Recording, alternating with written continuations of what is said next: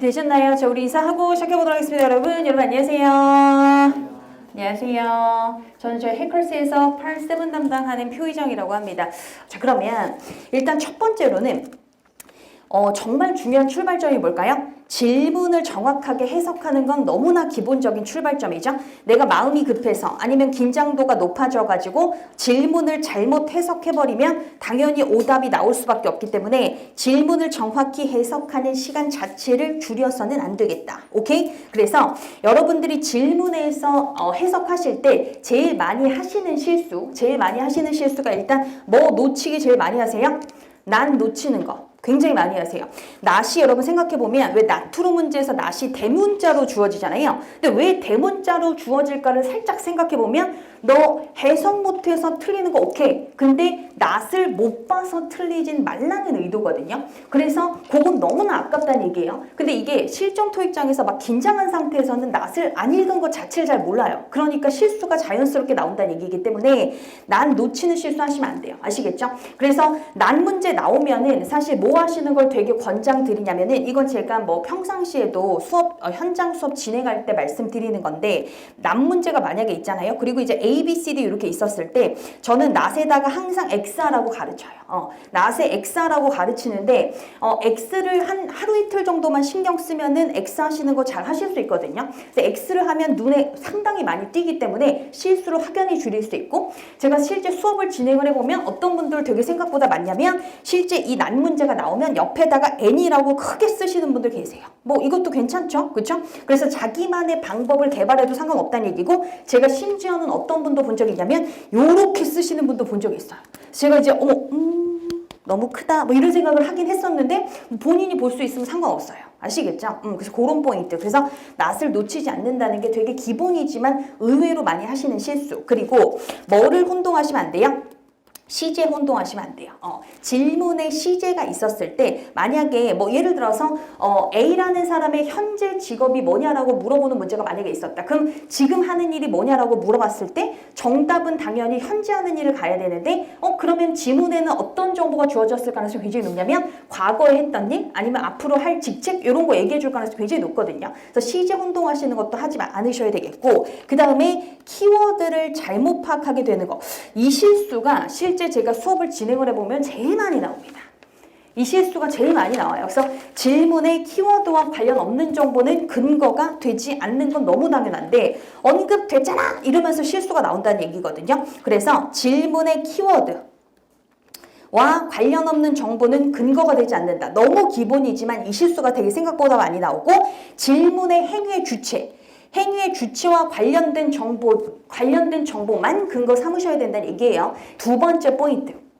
이게 사실 가장 중요하고 여러분들이 여기서 사실 실수가 더 많이 나오시는 편인데 지문의 근거 부분이겠죠. 그렇죠? 그럼 지문의 근거 부분 그리고 보기의 제표현이 되니까 이제 정답이 되거나 오답이 될 건데 지문의 근거를 잡고 보기의 제표현을 봤었을 때 정확하게 제표현을 파악할 수 있는 게 너무 중요해요. 그리고 무슨 얘기냐면 지문 열심히 잘 해석하셨는데 만약에 자꾸 오답이 나오면 보기의 제표현이 잘못 파악될 가능성이 있다는 얘기거든요. 그래서 제가 오늘 아주 소중하게 여러 가지 제표현 방법을 좀 간단하게 정리하면서 갈 거예요. 그리고 빈칸도 있는 건 좀 보면서 가도록 할 거고 부가자료로 제표현 자료 나가게 될 거예요. 아마 거기 없지 않을까 싶은데 부가자료로 제표현 자료 제가 또 열심히 만든 거 드릴 거니까 거기에 굉장히 자료 많거든요. 요게 다가 아니에요. 아시겠죠? 꼭 공부하시는 거 잊지 마세요. 내일 시험 보러 가시기 전에. 자, 그러면 일단 제표현 만들 때 가장 쉬운 방법은 뭐겠다라고 보여주죠?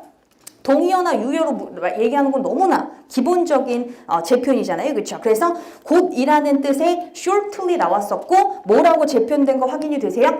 in a moment 곧이라는 뜻이거든요. 이런 것들이 제표현이라는 얘기고 같은 의미의 표현이라는 얘기예요. 그렇죠? 그리고 장비라는 뜻인 거 다 아시잖아요. 그렇죠? 이렇게도 당연히 제표현돼서 나온 적은 수차례고 beginner라는 건 당연히 뭐죠, 여러분? 초급자를 뜻하는 거잖아요. 그렇죠? 그래서 뭐가 나왔었냐면 novice라는 단어가 나왔었어요. novice도 무슨 뜻이에요? 초보자라는 뜻으로 쓰이게 되는 표현이다라고 가져가시면 되고 하나 더 쓸게요.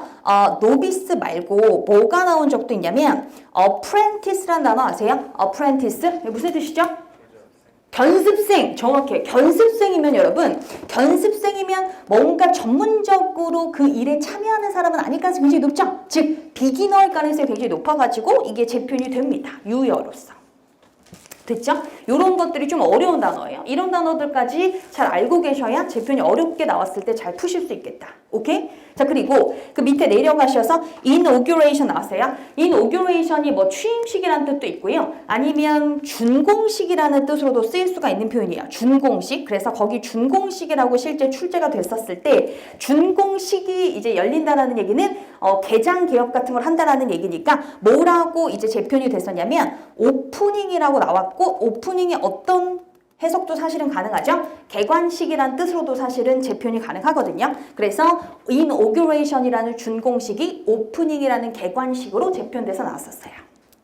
이런 단어 좀 어렵죠? 어떤 단어가 어렵습니까? inauguration 이런 단어 좀 어려운 단어입니다. 그렇죠? 그래서 제가 아주 기본적인 거를 지금 이 소중한 시간에 하지는 않아요. 조금 난이도 있는 것을 다뤄드리는 거다라고 이제 보시면 되는 거고. 오케이? 자, 그리고 그 밑에 내려가서 대체어구라는 건 뭐냐면 1대1 동의어나 1대1 유의어가 아니지만 충분히 그 뜻을 통하게 만드는 거거든요. 같은 의미로서 직접적 사전적 동의어까지는 아니지만 충분히 의미가 같도록 만드는 어구가 대체어구예요. 뭐 예를 들어서 그 밑에 있는 거 버짓이 무슨 뜻이에요?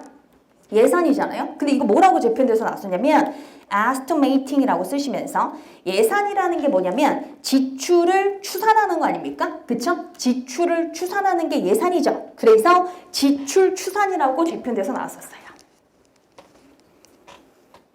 그래요. 자, 그 다음에 이제 그 밑에 있는 것도 이런 단어까지도 우리가 재편을 보실 수 있어야 되는 게 뭐에 대해서 rate하라는 얘기냐면 그 업무의 중요도에 대해서 평가하래요. 다시 업무의 중요도에 대해서 평가하라는 건 결국 무슨 얘기냐면 이 업무들 중에서 뭐가 더 중요하고 뭐가 덜 중요한지에 대해서 나눠보라는 얘기 아니에요. 그렇죠? 그래서 이게 뭐라고 재편돼서 나왔었냐면 여러분 우선순위를 정하다라는 단어 어떤 단어 있습니까? prioritize라는 동사 아세요? 그 단어 쓰도록 하겠습니다. 그래서 prioritize라고 하면은 얘가 무슨 뜻이에요? prioritize 알아이 빠졌네.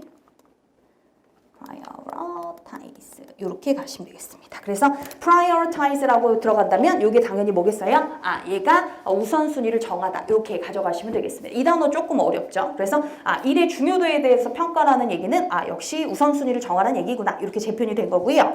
그 다음에 이제 그 밑에 내려가셔가지고 이런 거 termination of employees 굉장히 애둘러서 얘기한 건데 직원의 종료잖아요. 그렇죠? 직원의 종료를 뜻하는 거는 직원들을 자르는 거 얘기하는 거거든요. 해고하는 거. 그래서 해고하다라는 동사 중에서 여러분들이 조금 덜 보셨겠지만 출제가 된 단어 어떤 단어 있죠? dismiss라는 단어 있어요. dismiss. fire만 아시면 안 돼요. fire만 아시면 안 됩니다. 그래서 물론 뭐 여기 firing이라고 써도 되겠지만 dismiss라는 단어도 뭔가 해산시키다, 뭔가 해고하다 뭐 이 정도로 이제 쓰일 수가 있는 동사이거든요. 그래서 그렇게 기억을 꼭 해주셔야 되겠다. 나머지도 사실 제가 이런 거 정리하면서 야 이런 재편 진짜 중요하다 이런 재편들 굉장히 많거든요. 여기뿐만 아니라 어디도 있다고요? 부가 자료도 있으니까 꼭 공부하시면 되겠습니다. 아시겠죠? 자, 그리고 오른쪽으로 가셔가지고 범위 확장을 이용한 재표현이에요. 그러니까 구체적인 표현을 포함하는 넓은 단위의 표현으로 재표현하는 거다라고 보시면 되겠어요. 그러니까 얘가 훨씬 더 넓은 단위라고 보시면 돼요. 이해하시기 쉽게 아시겠죠? 얘가 훨씬 더 넓은 단위인데 만약에 meetups가 모임이란 뜻이거든요. meetups가 모임들이란 뜻인데 그럼 모여가지고 뭐 할 것 같아요? 사교 활동하는 거 아닙니까? 그렇죠? 그래서 네트워킹이라고 재편돼서 나왔다는 얘기고 이게 더 큰 범위잖아요. 네트워킹이라는 사교 활동 자체가 이렇게 재편이 가능하다는 얘기고 저널이라는 건 여러분 보통 학술지 얘기하는 건데 학술지는 대부분의 경우는 정기적으로 보통 나오거든요. 그래서 정기성을 띤 정기 간행물이라는 단어 혹시 아시는 거 있으세요? periodical 맞습니다. periodical이라고 한다면 얘가 정기 간행물을 뜻합니다. 특히 저널을 periodical이라고 재편하는 경우가 제일 흔해요.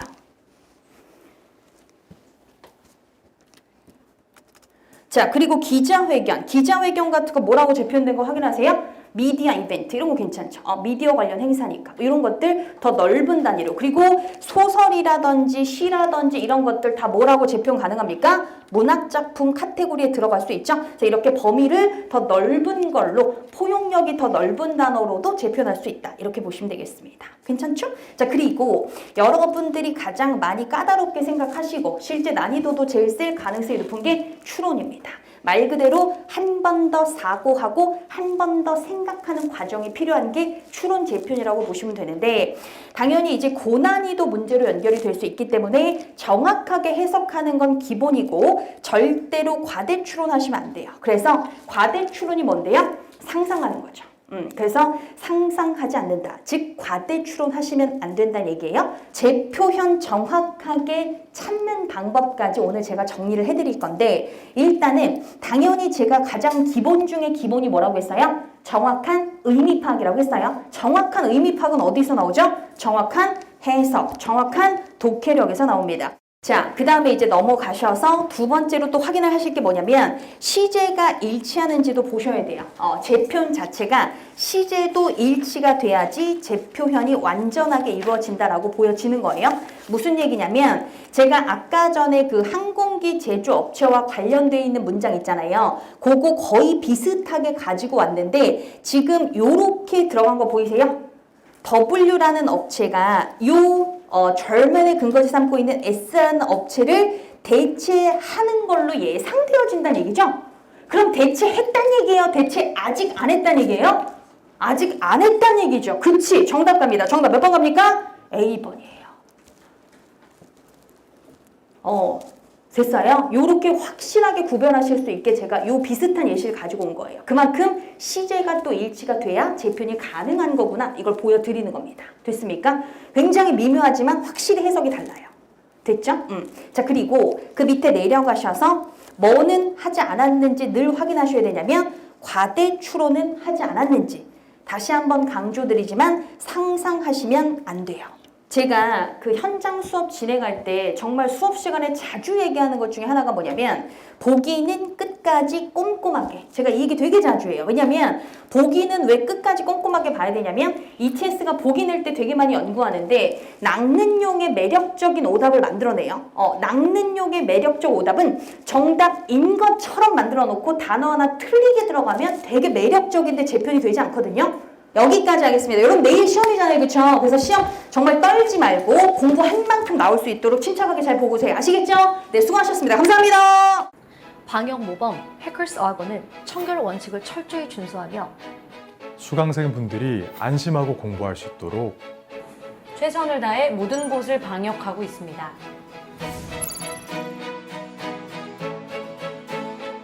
청결 원칙 하나. 마스크 미착용자는 출입이 금지되며 불량 착용 적발 시 즉시 퇴원 조치됩니다. 청결 원칙 둘. 입장하자마자 전원 손 소독이 필수로 진행됩니다. 청결 원칙 셋. 전자 출입 명부를 의무적으로 인증해야 하며 발열 여부 체크 후 안전 스티커를 부착합니다. 청결 원칙 넷. 강의실 내 1m 거리두기는 물론 좌석 간 뛰어앉기도 철저히 시행합니다. 청결 원칙 다섯. 매주 꼼꼼히 방역 전문업체를 통한 강의실 소독을 진행하고 있습니다. 여러분의 노력이 빛을 발할 수 있도록 철저한 청결 원칙으로 수강생분들의 안전을 지켜내겠습니다. 방역 모범, 안전한 해커스 학원이 여러분의 목표 달성을 응원합니다.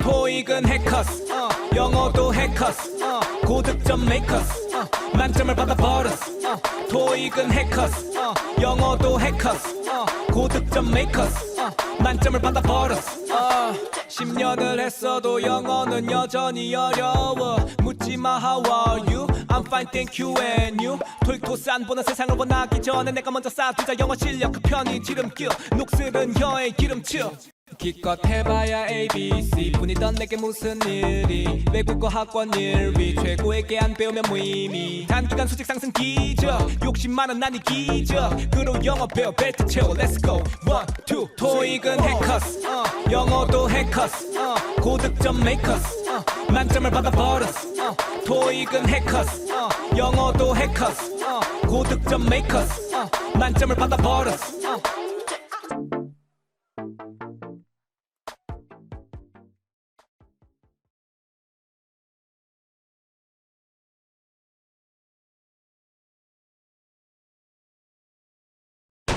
점수 잡는 Hackers.